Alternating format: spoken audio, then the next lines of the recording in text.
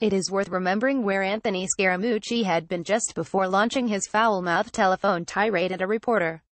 The new White House communications chief had been sitting down for dinner with Donald Trump and some sympathetic media guests. It is pretty safe to assume then that what Mr. Scaramucci expressed to Ryan Lizza of The New Yorker would not be far off what the president himself thinks. The dominant theme of the phone call was the quantity and content of leaks from the White House to the media. In fact, he phoned Mr. Lizza to complain about the leak of details of that dinner. We know that the issue of leaks is one that has obsessed Mr. Trump ever since he took office. He has grown increasingly frustrated that few outside of the White House seem as bothered as him by the amount of information reaching reporters.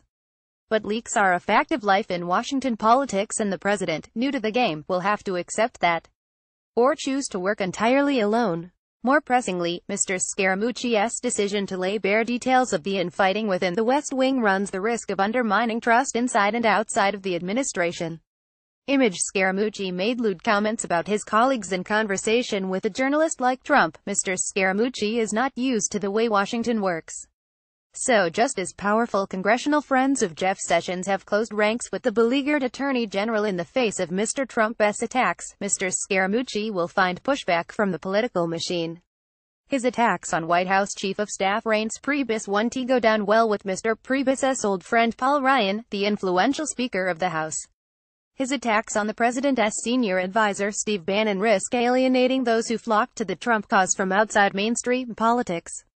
That awkward details of Mr. Scaramucci's own wealth have emerged in the middle of the squabble will possibly not help him. Despite his claims, they weren't leaked, they were public documents.